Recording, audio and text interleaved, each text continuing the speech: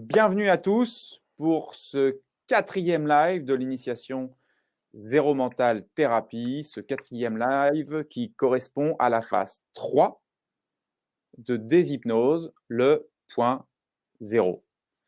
Encore une fois, cette semaine, et donc tout le temps juste précédent, vous avez eu bien différents podcasts, différents tutoriels pour pouvoir expérimenter de manière très variée des possibilités pour rejoindre cet espace point zéro, tout du moins pour fissurer la matrice de l'imaginaire, la matrice de qui vous croyez être. Alors, on a un premier participant qui arrive. Je vais couper ton son pour l'instant. Je reviens à toi juste après.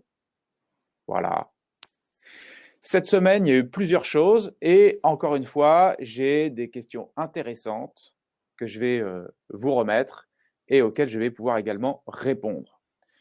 Plusieurs éléments importants dont on a pu remarquer nettement que celui qui veut finalement essayer de saisir avec son mental les notions de point zéro, c'est juste pas possible.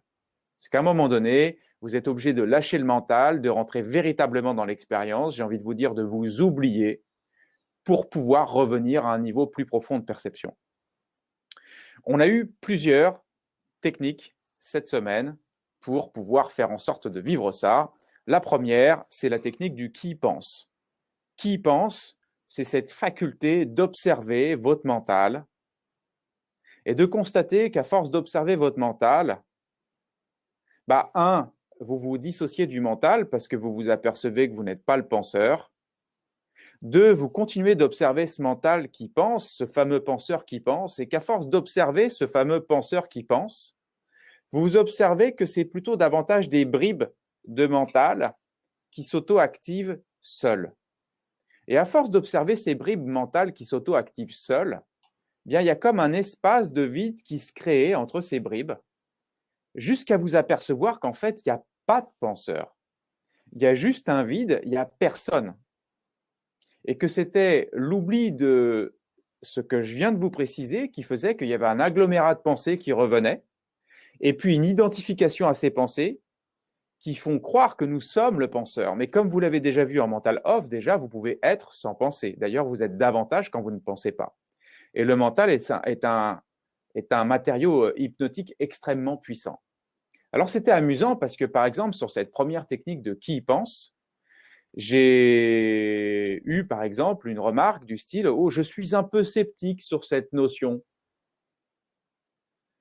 Mais on ne peut pas être sceptique sur cette notion si on la pratique, en fait. C'est la grande différence entre être sceptique, l'inverse d'être sceptique, en fait, c'est de pratiquer. Ceux qui sont sceptiques là-dessus ne pratiquent pas. Parce que en zéro mental, par exemple, on ne va jamais vous dire, voilà, voici la vérité. On va juste vous dire, pratique ça et dis-nous ce que tu observes. C'est pour ça qu'on a bien précisé sur tous les podcasts suivants qu'on acceptait uniquement les commentaires de ceux qui pratiquaient intensément, même si c'est 10 minutes, mais en tout cas qui s'appliquaient à pratiquer cette technique point zéro, quelle qu'elle soit. Alors, qui pense, vous y reviendrez dessus. Si vous n'avez pas encore fait cette initiation, vous avez un lien au-dessus ou en dessous de la vidéo. Et je vais bien sûr continuer de répondre à toutes les autres questions qui concernent les autres techniques. Qui pense, et puis ensuite, on a eu qui ressent. Qui ressent cette faculté à s'apercevoir qu'il y a un espace, en fait, qui accueille la sensation, et que vous êtes là avant que la sensation arrive, vous êtes là pendant que la sensation arrive, et vous serez là encore après que la sensation soit là. Et du coup, cet espace qui accueille la sensation, lui, il n'est pas matériel, il n'est pas manifesté, il est intemporel. Naturellement, pour se rendre compte de ça, encore faut-il que vous pratiquiez, donc je vous invite à rejoindre le podcast Qui ressent. Ensuite, on a eu une technique, un podcast qui vous précisait un exercice pour mettre en lumière qui agit.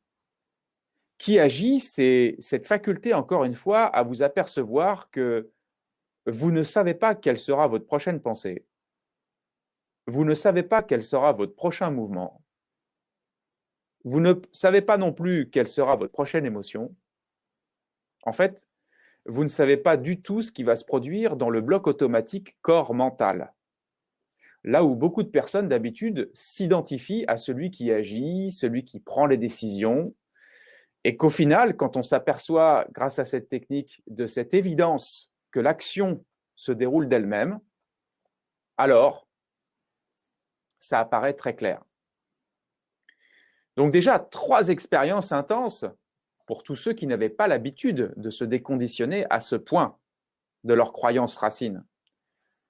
Je suis le penseur, je suis la sensation, la combinaison de la sensation, le corps, et je suis l'agissant. Je suis celui qui agit. Donc vous imaginez déjà le déclipsage qui se passe dans la conscience, dans les systèmes de croyances justement de votre perception. Et puis on a eu encore 2 autres podcasts, 2 autres techniques qui sont qui est. Et là, on est revenu à la sensation je suis. Vous savez, cette sensation je suis, j'existe, je suis, que vous avez depuis que vous êtes tout petit. Et que depuis tout petit, cette sensation est la même, cette impression est la même, et elle est la même pour votre voisin, pour vos proches, pour ceux que vous aimez, pour ceux que vous aimez moins. En fait, la sensation je suis est commune à tous. Pourtant, depuis que vous êtes tout petit, la sensation je suis est toujours restée la même, seulement votre environnement a changé, vos pensées ont changé, votre corps a changé, tout a changé en vous et autour de vous, hormis cette impression je suis, qui reste identique. Donc forcément, le point de focus sur ce je suis est un point de focus qui permet de se déshypnotiser de tous les je suis ceci, je suis cela, et toutes les identifications.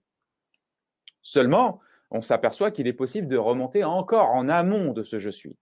Mais je vous laisse aller voir, écouter, expérimenter surtout ce podcast.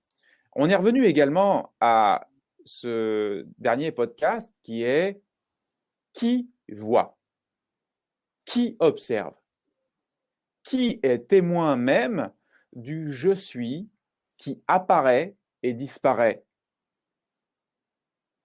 qui est témoin de la disparition de la conscience, de la disparition du monde au moment où vous vous endormez et de l'apparition du monde au moment où vous vous réveillez. Qu'est-ce qui est en amont du je suis? Qu'est-ce qui est en amont de tout ce qui est manifesté? Là encore, être conscient de cet état témoin, c'est une déshypnose très profonde. Donc, vous voyez, on a été crescendo et vous avez déjà beaucoup d'éléments de point zéro là-dessus sur lesquels vous allez pouvoir surfer. Et j'ai naturellement eu des questions très intéressantes par rapport à tout ça et je vais revenir là-dessus. Donc, si vous avez, tous ceux qui ont des questions, en tout cas, vous les envoyez sur le chat. Et on a accueilli ici Leroy, je pense que ça, c'est ton nom de famille. Donc, salut, est-ce que tu m'entends bien? Oui.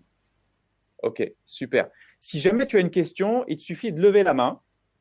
Ok. Pour l'instant, je vais couper ton micro. Tu lèves la main et je viendrai à toi. D'accord. Ça te va comme ça? Ça marche. Allez. Alors, déjà, là où il y a eu beaucoup de questions, j'ai une première personne qui me dit, voilà, je compare le mental au rêve, comme nous rêvons la nuit et comme nous rêvons le jour. L'essentiel serait-il de comprendre que nous pouvons sortir de ce rêve éveillé? C'est justement tout l'objectif du zéro mental, là où certains s'amusent à faire du rêve lucide, c'est-à-dire la nuit s'endormir et diriger leur rêve, d'être conscient de leur rêve et de le diriger. J'ai envie de vous dire qu'à l'état de veille, vous continuez de rêver, qu'on s'amuse à diriger notre rêve quand on devient conscient, par exemple en mental switch, de ce qui se produit, mais qu'en même temps, on va commencer à se réveiller de ce rêve que l'on fait là, aujourd'hui, alors que vous vous croyez réveillé, pour en sortir, pour mieux le piloter encore, pour mieux l'aborder encore, et pour pourquoi pas arrêter de rêver et revenir juste à l'origine, votre source de perception. Alors, premiers éléments au niveau de la question qui pense. Samira, comme je vais lire certaines questions là, je ne vais pas forcément te voir à l'écran, donc tu pourras m'interrompre s'il y a une question. OK. Yes. Ouais. Valentine, c'est pareil, je vais couper ton micro, OK, et tu pourras lever la main si nécessaire.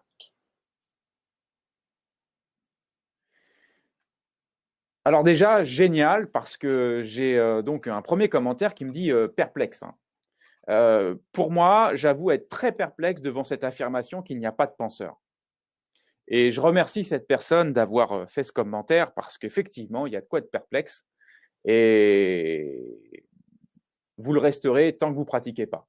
À un moment donné, le zéro mental vous donne des outils très concrets, très simples à pratiquer, mais sans cette pratique, ça vous sera complètement impossible d'imaginer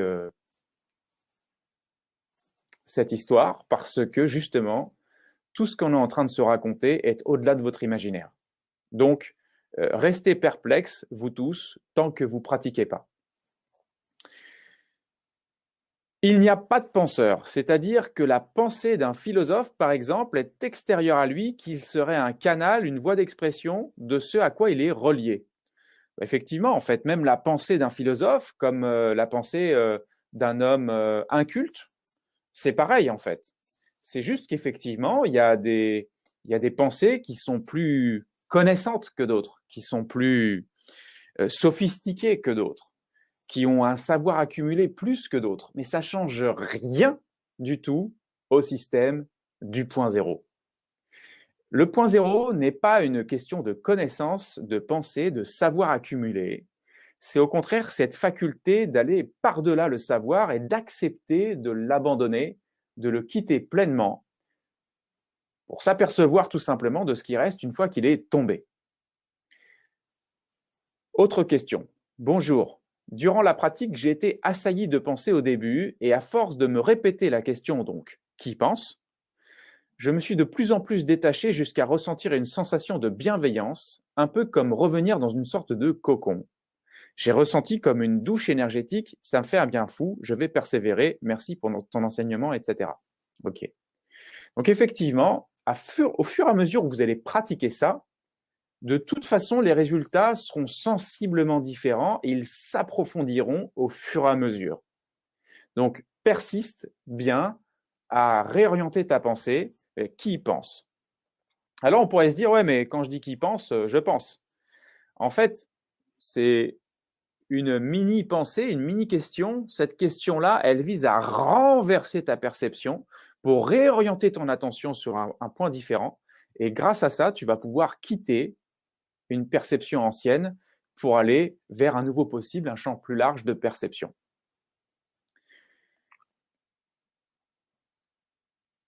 Autre remarque. Vu. Il est bien vu que les pensées émergent.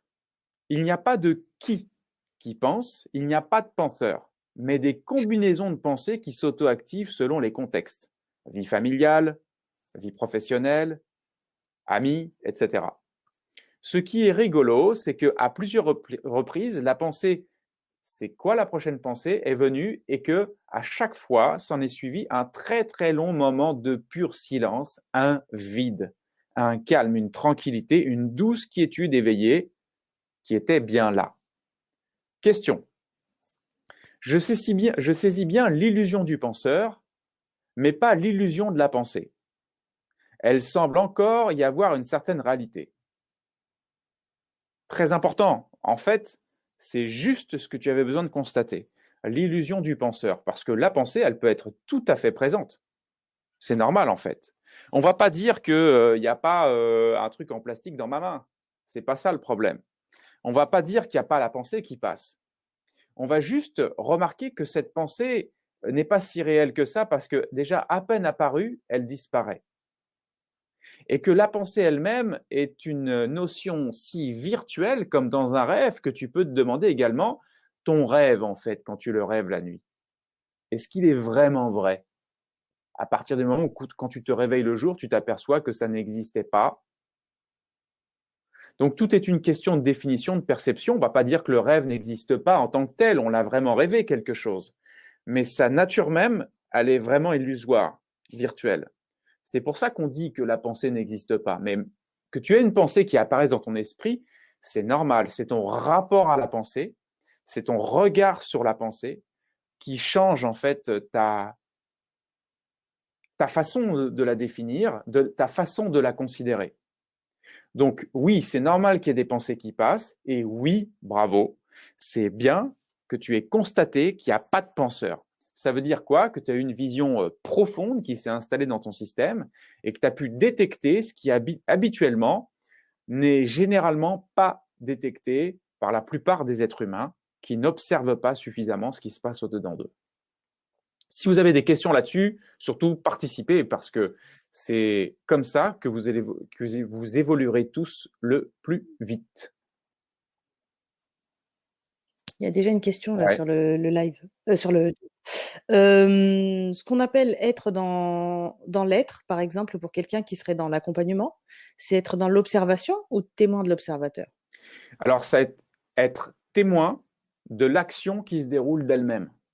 Alors ça, c'est des notions 0.0 qu'on va davantage développer effectivement avec les praticiens de l'accompagnement, mais c'est cette capacité à rester témoin de l'action qui se déroule d'elle-même, d'être témoin de la thérapie, de s'identifier davantage à l'espace qui accueille la thérapie que le thérapeute lui-même. Donc, d'observer l'être du thérapeute également, d'être témoin de tout ça, d'être témoin de cette globalité, ce qui permet d'éviter de rentrer dans certains symptômes d'ailleurs, puisque on sait que le symptôme de certains de nos clients, il peut résonner chez le thérapeute lui-même. Par exemple, une personne qui génère de la colère chez son thérapeute parce qu'elle a l'habitude de générer de la colère autour d'elle et que ça fait partie justement du truc qu'elle a besoin de dégoupiller. Si le thérapeute fait en fonction de cette colère qu'il ressent quand il pose des questions, il va nourrir le symptôme d'en face. Or, si vous êtes témoin de ça et que vous le désactivez au niveau du thérapeute, vous le désactivez à votre racine de perception, vous allez quelque part guérir ça. Vous allez quelque part désactiver ce processus, ce symptôme, et c'est comme ça que vous allez aider l'autre à s'en libérer davantage parce que vous allez parler d'une zone en dehors même du symptôme. Donc, une zone qui peut aider. All right? All right. Alors, on a eu effectivement cette fameuse prise de conscience, ce renversement par rapport à la sensation.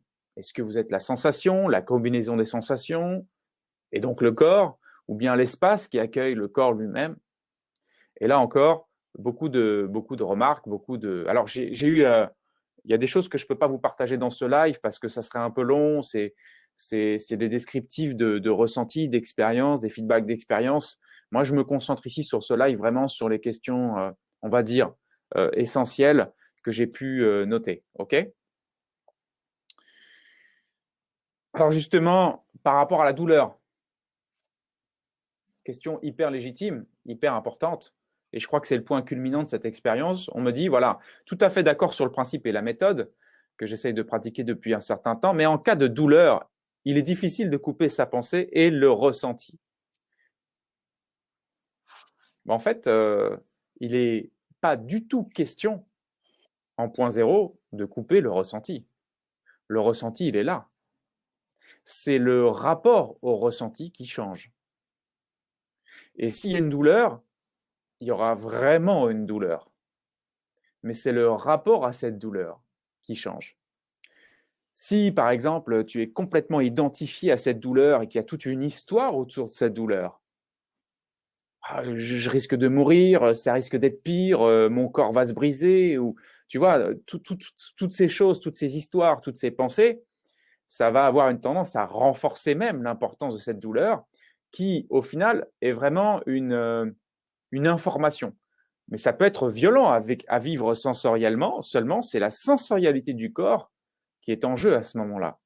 Et le distinguo, il va se faire sur la zone d'identification et aussi sur la dissolution de cette apparente personnalité dont tu as déjà déjoué les plans dans le podcast précédent, qui est qui pense.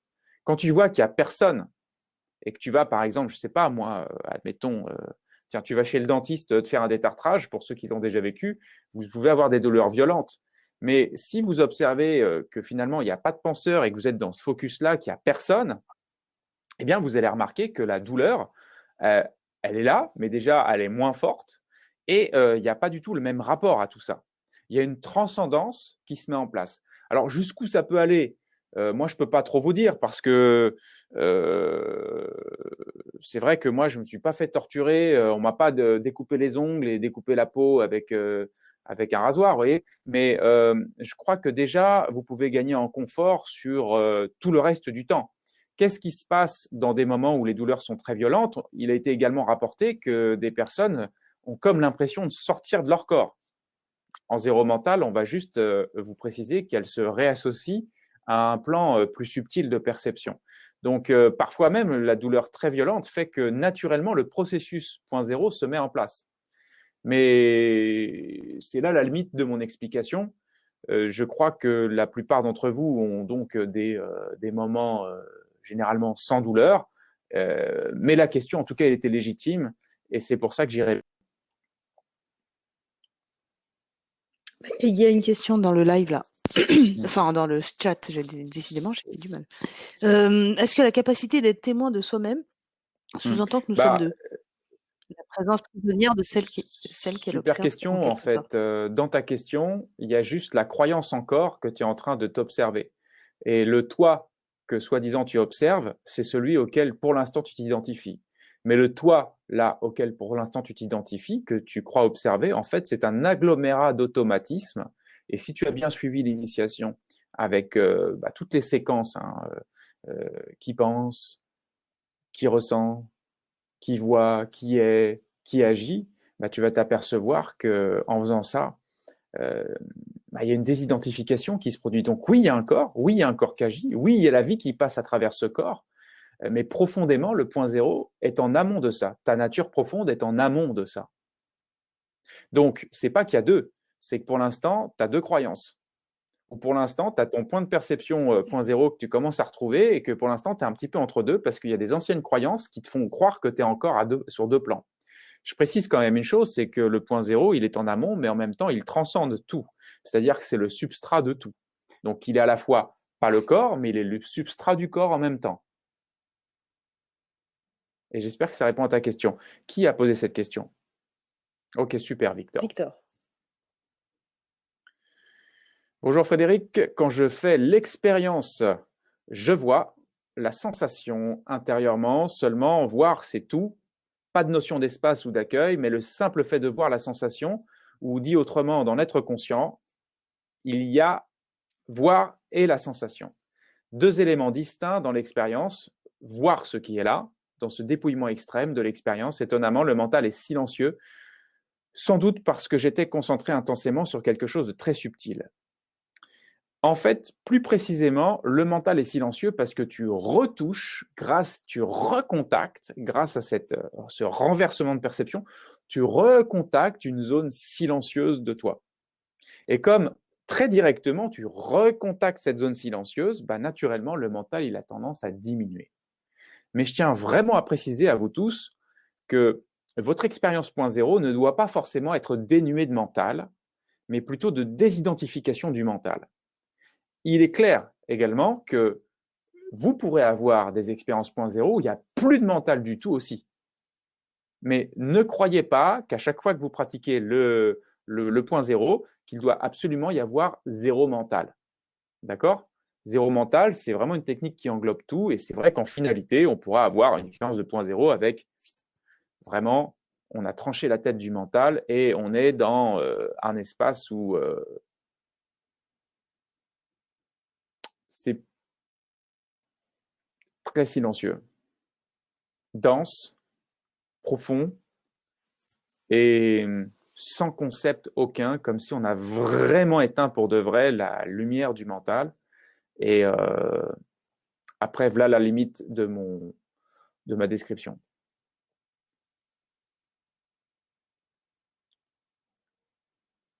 Bonsoir Frédéric. Il est bien vu qu'il n'y a pas de qui pour voir, mais un espace vide qui accueille l'émergence des sensations, comme hier des pensées. Si je reste conscient de cet espace, si je maintient l'attention à sa source. Dans un zoom arrière total, le temps que cela dure, il y a ce qui est là et qui finit par passer point barre. La vie est simple, fluide, elle coule de source, merci. Il y a moi et les sensations, celles-ci n'envahissent plus du tout l'espace, tout mon champ de vision, je retrouve un sentiment de liberté et les sensations d'inconfort dans mon corps sont beaucoup plus légères. Bon, c'était important aussi que je précise ça parce qu'il n'y a pas toujours des questions en fait en point zéro, il y a aussi des réponses. Là où en mental switch, on peut avoir encore des questions, en mental off, encore des questions. Le point zéro, c'est aussi l'occasion d'avoir une réponse si profonde qu'on ne fait plus qu'un constat, en fait. Et donc, en cela, c'est très chouette d'avoir pu partager ça. Si vous êtes conscient de cet espace qui accueille la sensation à chaque instant, comment devient votre vie? Ça, c'était la question que j'avais posée. La personne répond, la vie devient consciente, présente, vivante, sa vie intensément, et il n'y a plus vraiment d'espace pour ma vie, une sorte de bascule dans l'impersonnalité, une présence vivante, un regard.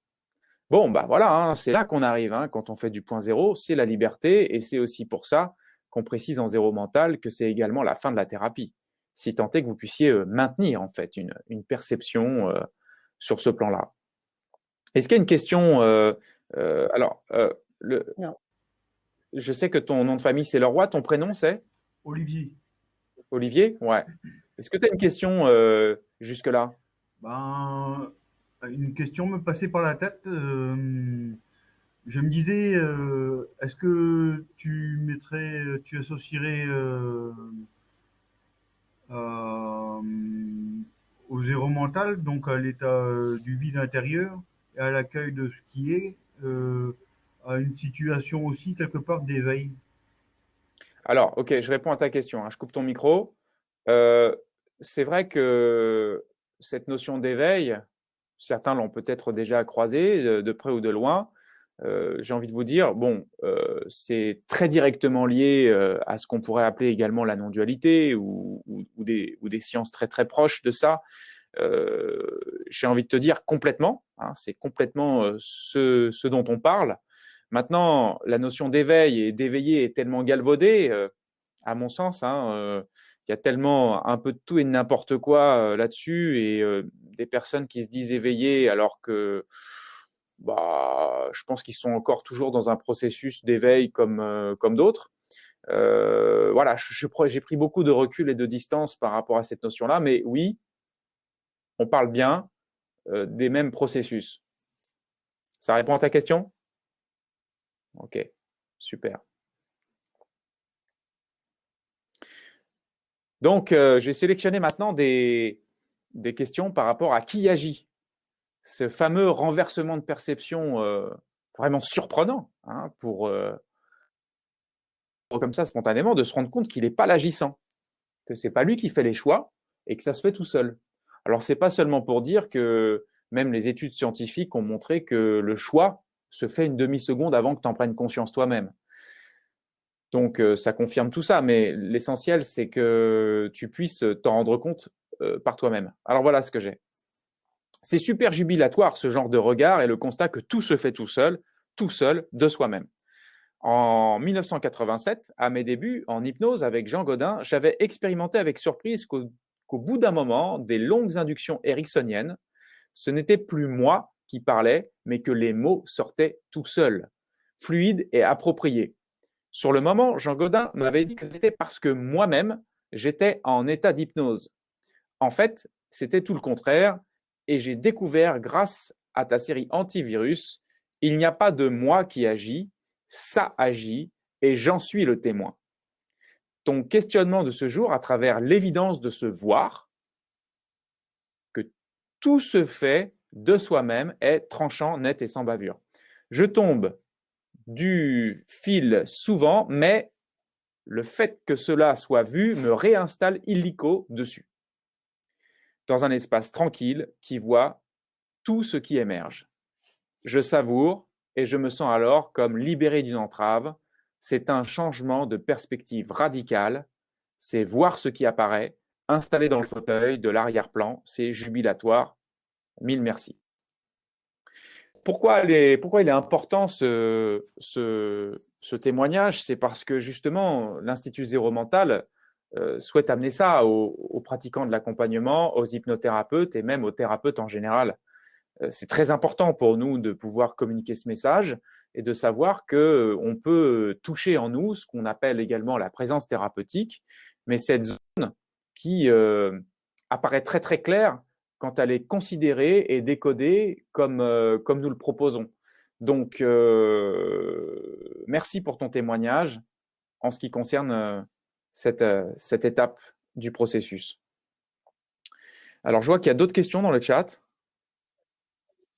Oui, alors en fait, tu as plus ou moins déjà répondu. C'est pour ça que j'ai pas. Je te les pose quand même si tu veux. Pour toi, quelle est la source du témoin de l'observateur? Ok, ça c'est un peu plus tard. Voilà. Et il y aurait un témoin du témoin de l'observateur? Y aurait-il un témoin ça c'est du témoin pareil. de l'observateur? Toutes les réponses sont dans le dernier podcast qui y voit. Puisqu'on parle d'éveil, est-ce que ce serait pas simplement une prise de conscience qu'on n'est pas le mental? Parce que tu peux prendre conscience que tu n'es pas le mental et t'identifier toujours au corps, à l'histoire de ta vie, etc. Donc, que tu n'es pas le mental, c'est plutôt une prise de conscience qui est liée directement au mental off. Donc, phase 2 de déshypnose. Là, il y a une autre question de Patrick. Pour ma part, j'ai eu une sensation d'infini cosmique pendant un bref moment, que l'on faisait partie d'un plus grand ensemble, mais quelle est la suite quand on l'a constaté? La suite, c'est le on qui disparaît. Parce que le on divise. Parce que le on, c'est je fais partie d'un grand ensemble, alors que le point zéro permet de se rendre compte que le grand ensemble, c'est notre nature véritable. Ça permet également, par exemple, de te reposer cette question qui dit, est-ce que tu es dans le monde ou est-ce que c'est le monde qui apparaît à l'intérieur de toi? Et ça change tout. Donc, en gros, ce point zéro, c'est comme une forme de zoom arrière qui permet de revenir tellement au point zéro de perception qu'on revient à cette source qu'on appelle également non née, que le zéro mental n'invente pas. Tout ce que je vous communique, c'est là depuis la nuit des temps. C'est juste qu'on a une pédagogie épurée et laguée de tout concept. Mais voilà, on revient à ça et on revient donc en amont même de ce qui apparaît et ce qui disparaît, ce qu'on pourrait appeler l'intemporel, puisqu'on sait également que l'espace et le temps ne sont que mental, même si le mental a du mal à le comprendre, bien sûr. Vous savez, à un moment donné, c'est pour ça que je précise bien, vous tous qui êtes en train d'écouter ce live, si vous n'avez pas expérimenté les éléments de l'initiation,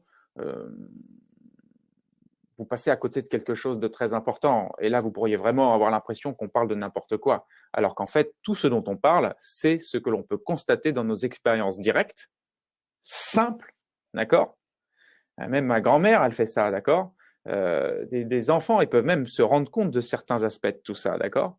Et qu'à partir de là, c'est de là que découlent des conclusions. Le plus drôle, c'est que tous ceux qui expérimentent ça finissent par avoir les mêmes conclusions.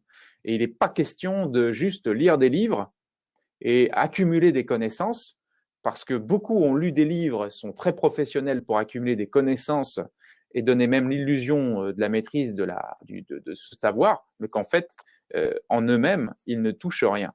Moi, je vous propose de toucher quelque chose, là où je précise quand même qu'il y en a qui lisent des livres et qui arrivent à toucher des choses en eux-mêmes aussi. Voilà. Donc, alors, quand tu dis, autrement dit, parler de soi à la troisième personne, c'est pas ça du tout non. Placer soi dans cette troisième personne. Une question tellement profonde à la personnalité, finalement, vous réduisez votre identification à cette personnalité que vous croyez être, et du coup, vous en oubliez votre propre source.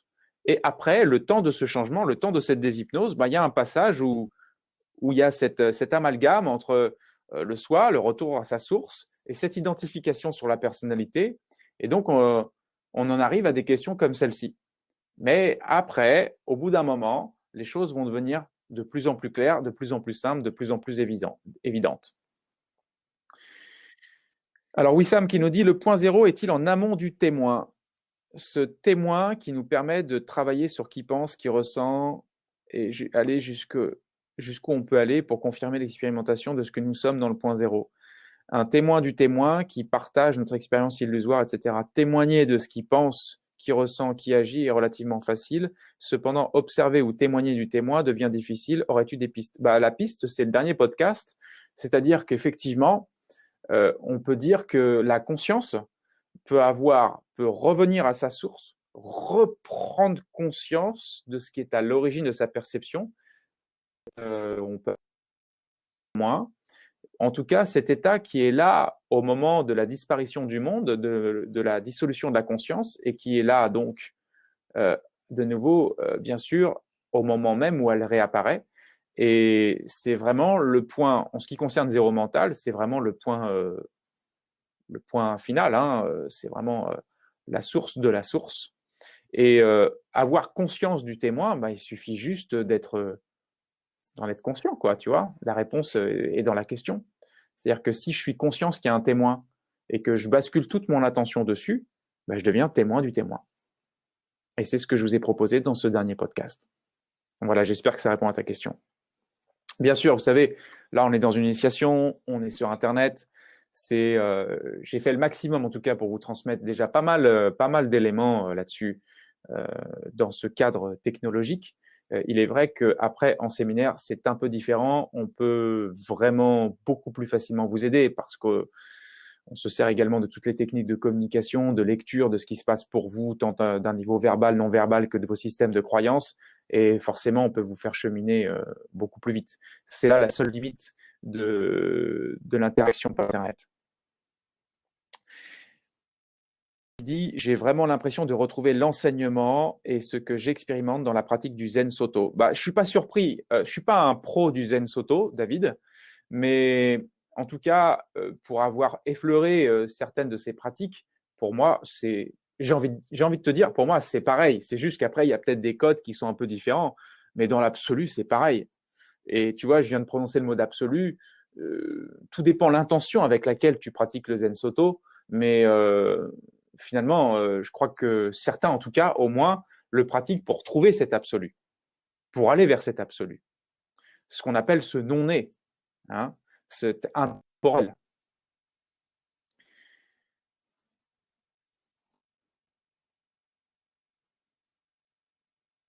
Ok, si je te suis bien, et surtout si j'arrive à te comprendre dans le bon sens, je vois à partir d'un je ne sais pas, et tout se présente dans ma vision.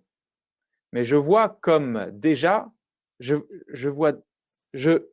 mais je vois déjà comme ça naturellement. Voir est là avant que le mental se ramène, effectivement. Je l'ai constaté avec l'exercice du mur, avec le ressenti de la sensation qui m'a également montré qu'en étant concentré ou vigilant, le mental est absent. Maintenant, que les gestes soient conditionnés par le mental? 3 points d'interrogation. Que fais-tu des réflexes de l'instinct naturel du corps? Il y a bien quelque part une intelligence de la vie qui s'occupe de ça. Quand je cligne des yeux, c'est le mental ou le processus de la vie?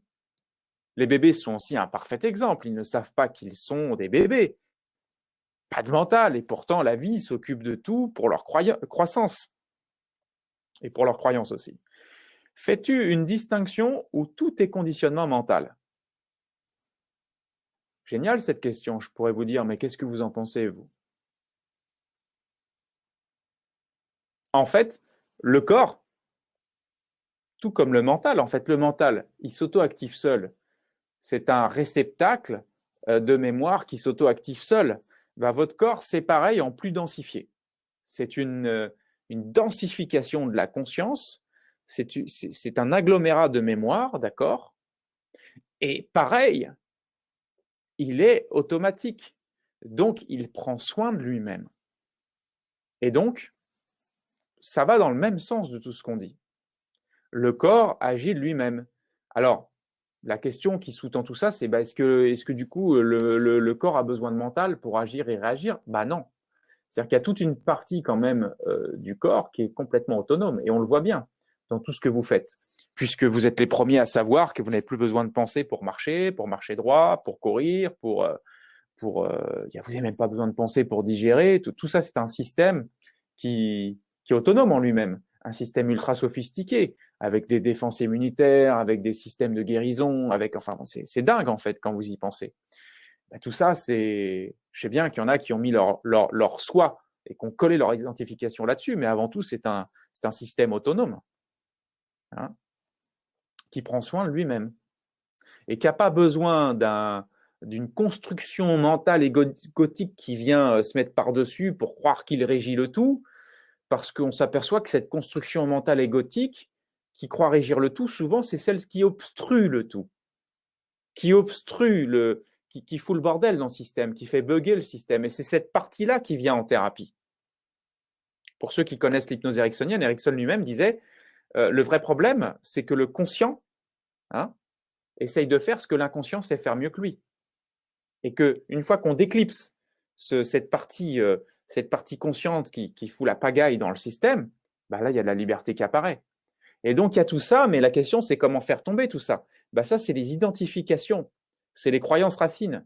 Et c'est tout ce qu'on fait tomber en point zéro. On fissure une croyance, on fissure une autre, on finit par créer un passage. Des fois, il tombe, on s'aperçoit du truc, des fois, ça revient, bien sûr. Et on continue de faire ce travail jusqu'à ce qu'il se dissolve progressivement. Et c'est ça le jeu du point zéro. On a la question de Victor qui dit pour toi aussi, la conscience crée le corps? Après, tout dépend, Victor, en fait, quel mot tu mets, qu'est-ce que c'est pour toi la conscience? En ce qui me concerne, par rapport à ma sémantique, j'ai envie de te dire que la conscience, le corps, c'est de la conscience densifiée.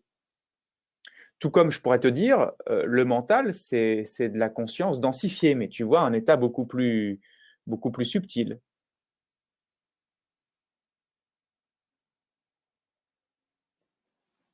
J'espère que ça répond à ta question, Victor. Alors, on est passé ensuite à une autre phase qui est justement qui est. Cette fameuse phase où on reprend conscience de ce « je suis » qui est commun à tous en plus. C'est-à-dire que là, on pourrait ne pas être d'accord sur nos identifications. Le « je suis », le ressenti « j'existe »,« je suis là », tu vois, j'existe dans la matière, je suis, il est commun à tous. C'est quelque chose que l'on peut facilement identifier en chacun. Et là, on me dit, quand je pratique ça, c'est toujours l'amour qui apparaît. Au-delà du « je », ce qui me vient, c'est l'énergie d'amour, chaleur, immensité, mais aussi à un moment, comme un blocage, peut-être une peur de tout lâcher, le mental. Comment se sentir en totale confiance et accepter ce vide, cette dissolution? Peut-être à chaque pratique, s'habituer à cet espace inconnu qui ne l'est pas vraiment. En fait, c'est normal d'avoir, pour certaines personnes, une forme d'appréhension parce que ça prouve justement que vous êtes en train d'aller vers cet inconnu, que le mental a un peu du mal à appréhender parce qu'au final, c'est la fin de certains de ces points de repère. Donc, à quoi c'est dû ça? C'est dû simplement à une perception, un système de croyance erroné sur ce qui est.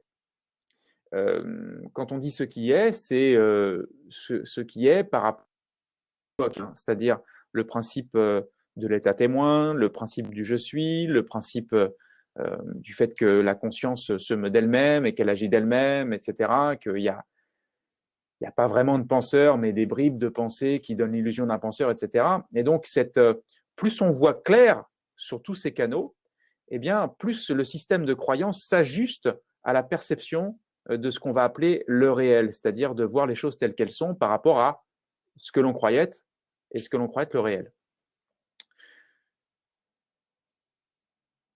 J'espère également pour toi que ça répond à ta question. Alors, peut-être à chaque pratique, s'habituer à cet espace inconnu. De toute façon, cet espace inconnu, tu l'es déjà. Donc, ce serait t'habituer à ta nature véritable.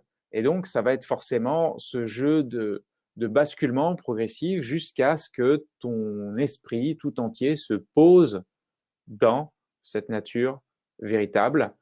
Et à partir de là, il peut réformer les croyances les plus profondes. Le témoin du témoin ne serait-il pas lui-même une illusion autant que le témoin qui l'observe? Bah oui, Sam, moi, ce que je te propose, c'est de pratiquer et de percevoir ce qui se passe au moment où tu reviens à cette source de perception. Et en tout cas, nous, à l'Institut Zéro Mental, on s'occupe déjà des illusions du mental, ce qui est déjà pas mal, d'accord? Alors, si tu es dans cet état témoin et qu'il n'y a plus de mental à un moment donné, à ce moment-là, je pense que tu auras une réponse à ta question, mais je ne voudrais pas aller trop en avant là-dessus. Je préfère que tu te rendes compte par toi-même.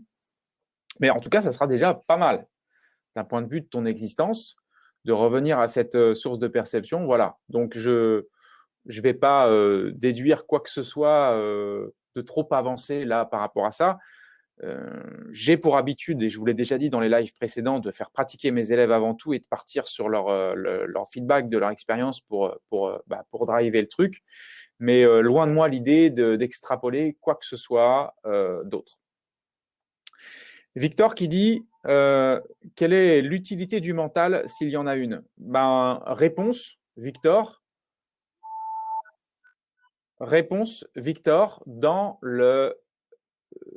la phase 1 de déshypnose, le mental switch, dans lequel on explique qu'effectivement le mental, il est créateur, il est très puissant et il est créateur de réalité et qu'il est bien sûr à prendre en considération dans tout ce qui se crée. Et tu peux être au moins témoin, observateur de ce mental pour surveiller ce qu'il fait et constater sa chimie, en fait, sa chimie créatrice permanente. Donc l'utilité du mental, après, bien sûr, pour des choses plus ou moins sophistiquées de ce que l'être humain il a besoin de faire, il peut servir effectivement ce mental. Wissam qui dit, dans ce qu'est comment ne pas définir le point zéro comme un état apparenté au néant. Je ne comprends pas bien ta question, Wissam, mais effectivement, certaines personnes assimilent ça à un absolu rien en amont de tout. Alors, je crois que c'est Axel qui m'a posé cette question, qui me dit, voilà, je pratique 10 minutes sur le « qui es-tu » sans toutes ces histoires, puis 10 minutes sur le « je suis », et enfin 10 minutes sur ce qui est en amont du « je suis ». Une sensation de paix, de légèreté, de détachement. Mais tout de même l'impression que je me sers toujours de mon mental pour appréhender l'expérience. Par exemple, en amont du « je suis », je visualise une énorme énergie d'une lumière blanche, aveuglante, qui englobe tout. Des bribes de vide également, là où il n'y a plus rien, entrecoupé de la voix intérieure qui me dit « on ne peut pas ne pas être ». Expérience forte et apaisante en tout cas. Alors par rapport à ce que tu parles de bribes où il n'y a plus rien, c'est ces bribes où il n'y a plus rien qui vont devenir de plus en plus denses. En ce qui concerne la visualisation, on ne peut pas en vouloir à ton mental qui, en plus, je crois, pratique assez souvent l'auto-hypnose. On ne peut pas en vouloir à ton mental que d'essayer d'imiter ce qu'il cherche à reproduire, ce qu'il cherche à trouver, pardon. Donc, il essaye de reproduire, en fait, quelque part un peu pour son imaginaire, d'aller vers un truc comme ça. Donc, généralement, ces visualisations, ces apparitions de lumière, etc., ou apparentées, métaphores, c'est encore effectivement le fruit du mental, le fruit de l'imaginaire, mais ça ne veut pas dire que tu n'es pas déjà en train de cheminer vers quelque chose de plus intéressant, parce qu'on peut également dire que des visualisations comme ça, certains cherchent à les reproduire à travers la visualisation, l'expansion de champ de conscience, par exemple, augmenter le niveau vibratoire, etc. Donc, ce n'est pas la finalité, ok ? Mais c'est le signe qu'il y a quand même quelque chose qui se passe et que même ton mental réagit parce qu'il élargit sa perception, ou en tout cas, il rentre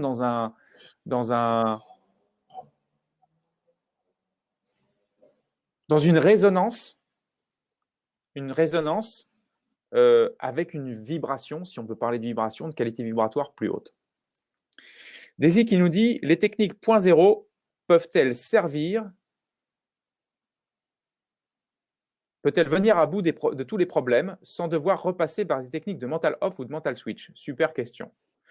En fait, j'ai envie de te dire, si tu arrives à toucher le point zéro en toi et d'y rester, c'est la fin de la thérapie. Puisque par nature, c'est la dissolution de ce truc qui fout le bordel dans le système global. Et du coup, voilà, ça va vraiment, vraiment bien se passer pour toi. Seulement, ce n'est pas si simple que ça. Rares sont ceux qui seraient vraiment tout le temps dans le point zéro. Et pour le coup, s'il y a une souffrance à un moment donné, c'est savoir comment on peut les aider.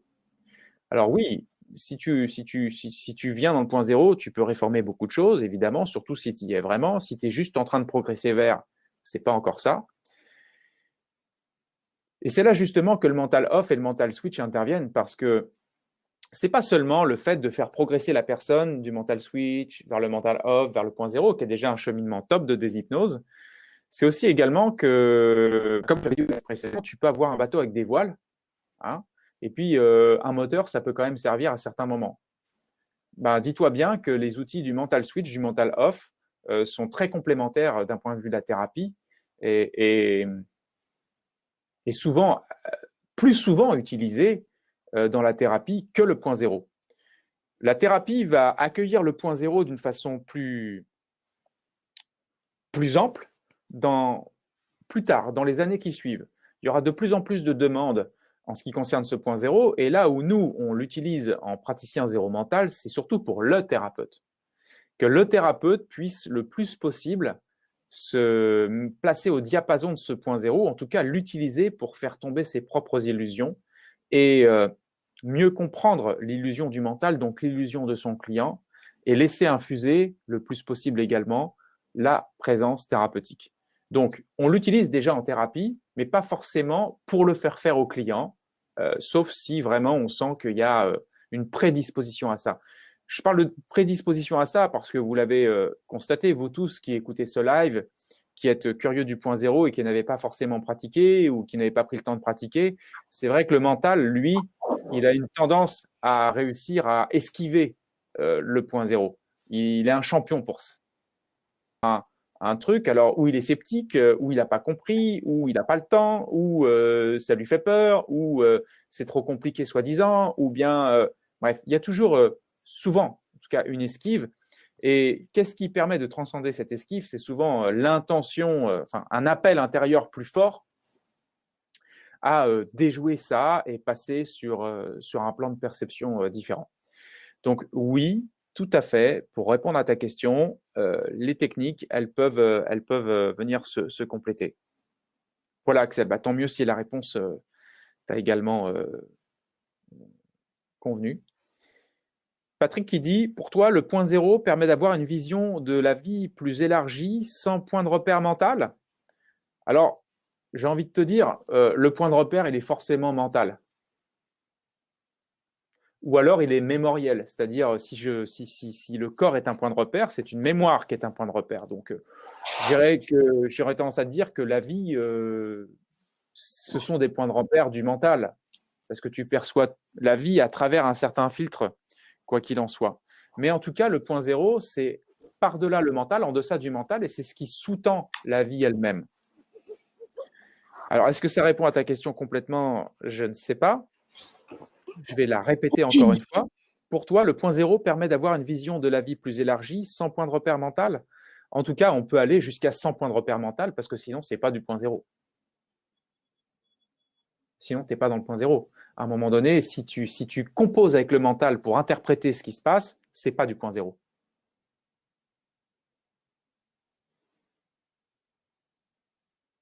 Les nouveau-nés seraient-ils déjà dans le point zéro? Là encore, c'est bien qu'on pose cette question parce qu'on s'identifie encore, il y a encore une identification. Là, il y aurait une identification à un corps, encore une fois.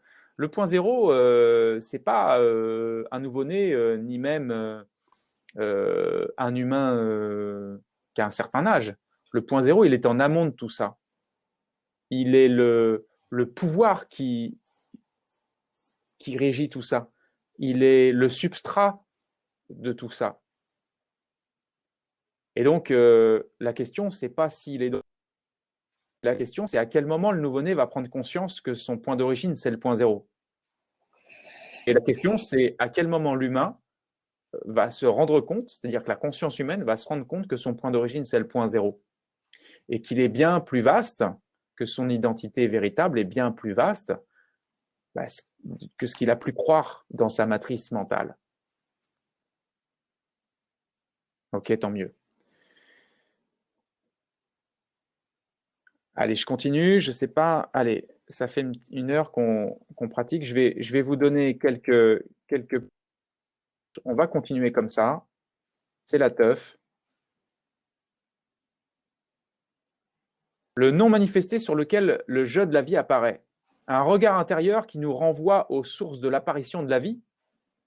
Cela me paraît subtil, mais peut-on s'en rapprocher, se laisser aller à l'intuition pour que cela puisse se révéler? Cela me dépasse un peu, mais interpelle toutefois au fil de cette formation ma personne. Et je me suis rendu compte, à la suite des exercices, que j'étais beaucoup plus inconscient de tout ce qui se tramait en moi et autour de moi que ce que j'aurais pu imaginer.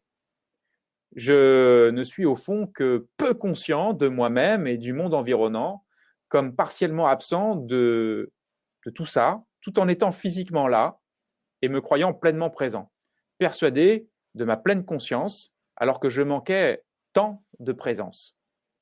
En m'éloignant de mon brouhaha mental, j'ai le sentiment d'élargir mon champ de conscience, je me sens plus présent à moi-même, à ce qui se passe autour de moi, et en même temps, j'ai également l'impression d'utiliser mes capacités que je n'utilisais pas auparavant. Je commence à faire des choses sans avoir les pensées au préalable et sans avoir à penser quand je les réalise. Pourtant, elles se font. Génial. Là encore, un petit témoignage que je vous envoie. Pourquoi je vous envoie ça? Parce que ça vous permet de fixer le cadre et puis d'encourager tous ceux qui n'ont pas encore mis leur cœur à l'ouvrage dans cette exploration, dans cette recherche de l'absolu en chacun, qu'il y a véritablement une nouvelle fonctionnalité qui peut progressivement se mettre en place. Ça fera pas de vous quelqu'un de parfait, hein, c'est clair. Par contre, ça vous permettra de découvrir le parfait en vous. Hein, une zone qui n'est pas malade, une zone qui est en amont de toute souffrance, une zone de suprême repos pour vous, une zone de libération. Et c'est déjà en fait sensationnel et fantastique que de pouvoir en arriver là. Vous savez, déjà en hypnothérapie, puisque vous savez que je suis professionnel de ce cadre-là, et qu'en Mental Switch, on traite de l'hypnose, évidemment. En hypnothérapie, on arrive déjà à faire des choses géniales pour l'être humain, et on est très conscient de ses souffrances, de nos propres souffrances, même en tant qu'opérateur, thérapeute. Vous avez plein de thérapeutes qui travaillent sur eux. Hein, vous savez, les thérapeutes, ils ne sont pas guéris, entre guillemets, émotionnellement pour autant. Et on s'aperçoit quand même que d'aller vers ces zones de point zéro, c'est véritablement un complément fantastique. C'est pas juste pour faire joli et c'est certainement pas du marketing. Alors, ça me permet d'embrayer sur la dernière phase, le qui voit, le témoin, une phase sur laquelle beaucoup d'entre vous ont eu des questions, une phase qui change complètement votre perception quand vous reprenez conscience de cet état témoin, que vous sortez quelques secondes, l'espace d'un temps de cette hypnose mentale. Et j'ai envie de dire, avant d'entrer là-dedans, j'ai envie de vous dire que finalement, l'observation, c'est le dissolvant de la colle de l'hypnose. L'observateur, l'observation, le fait d'observer, d'être très attentif, le discernement, c'est le dissolvant de la colle de l'hypnose. Souvenez-vous de ça. Lorsque je cherche à être témoin de tout ce qui conditionne ma perception, qu'en est-il des actions que nous sommes amenés à réaliser? Comment se réalisent-elles? Viennent-elles naturellement, spontanément, comme une réponse qui va de soi? C'est pour ça que j'ai recadré quand j'ai reçu cette question en disant, mais si tu m'as posé cette question, c'est que tu n'as pas pratiqué le podcast numéro 2 de la phase de déshypnose, qui est « Qui agit ?» Podcast numéro 3. Qui agit? Parce qu'on s'aperçoit que finalement, dites-vous bien que ce que je vous fais pratiquer là se superpose. Il n'y a pas une réalité qui apparaît et qui tout d'un coup n'a plus de sens parce qu'on passe à une autre perception. Non, toutes les prises de conscience que vous avez là sont des prises de conscience qui se cumulent. Si tu es en train d'observer que tu es témoin de ce qui se produit, bah, tu t'aperçois que ça se fait tout seul. Il peut y avoir des bugs dans le mental, des bugs, il peut toujours y avoir une partie mentale qui essaye de reprendre le système. Mais ça se fait tout seul. Et c'est là que la présence apparaît. C'est là qu'à un moment donné, il y a quelque chose qui passe à travers tout ça.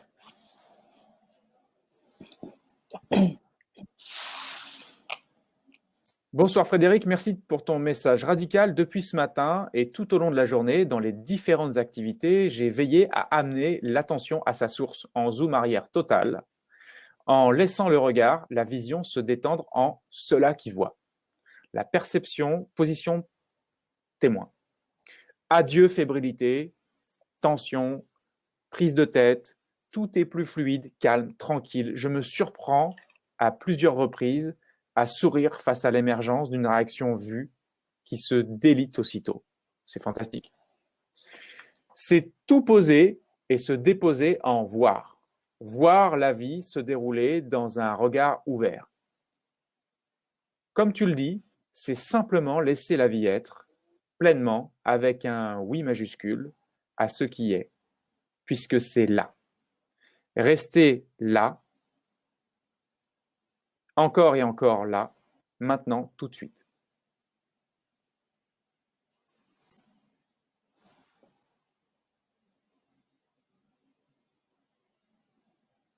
Ensuite, il n'y a plus que le silence, hein. Il n'y a plus que la perception directe, il n'y a plus que ce qui est, il n'y a plus que la liberté, il n'y a plus que la vie qui passe, il n'y a plus que la vie qui se joue. Et ça, si ce n'est pas fantastique, vous me direz ce qui est fantastique. Salut Fred, j'ai eu l'occasion d'expérimenter la vacuité au cours d'un séminaire chez les moines Kadampa. À la fin de la journée, plus de je. Comme si je avait disparu en termes de ressenti. Plus d'histoire, plus de lien. Juste un mot sans substance définie, sans sens presque. Le je t'aime du soir envoyé à ma famille m'est resté dans la gorge. Les attachements affectifs étaient tombés.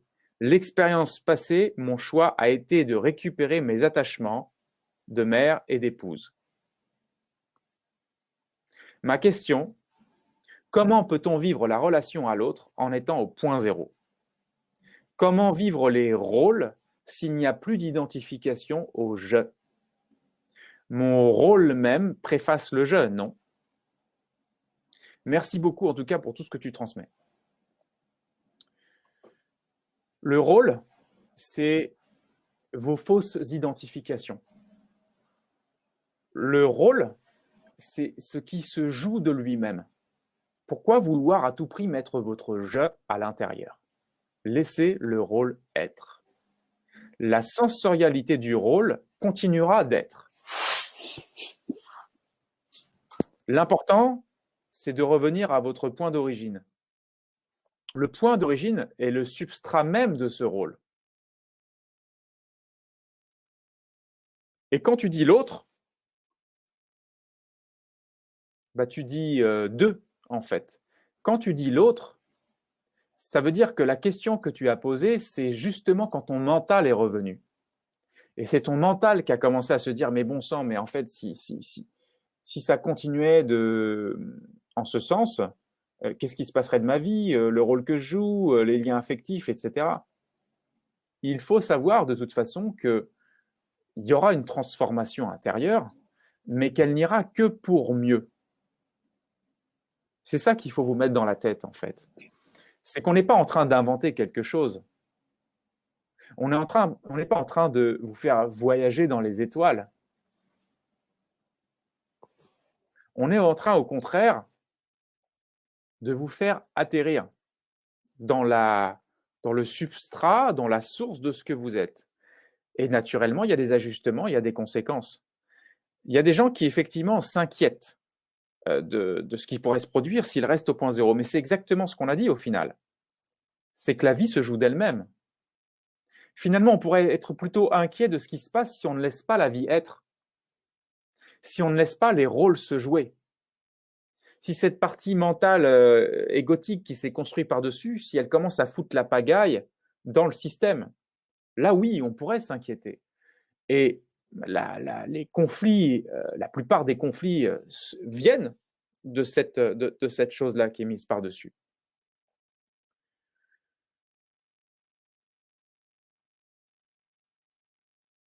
J'espère que ça répond à ta question.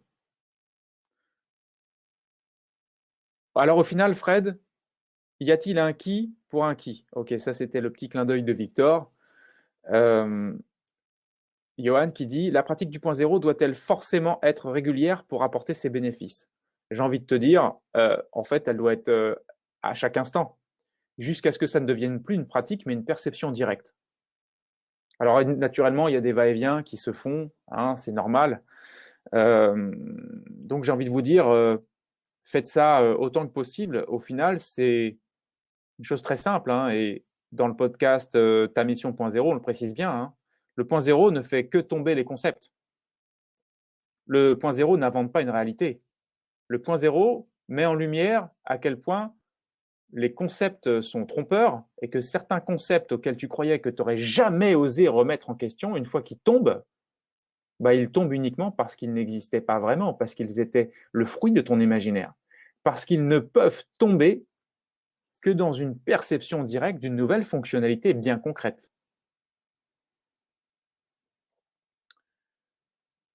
Voilà. Bien. Alors, je sais que j'ai beaucoup parlé, peut-être un petit peu plus, parce que j'ai pris en considération le maximum de témoignages dans le processus en ligne, hein, dans l'initiation. Et je sais également que ceux qui sont sur le chat ont été très attentifs, ils ont pu prendre un maximum d'éléments et que tout ceci nous rend assez observateurs, assez témoins, et qu'à force de parler de tout ça, ben, pour chacun d'entre vous, ben, il y a comme un rappel à votre être profond qui se fait progressivement. Et donc, ben, il n'y a pas forcément énormément de questions qui découlent de ça. Donc, voilà pourquoi j'ai mené cet entretien de cette façon-là.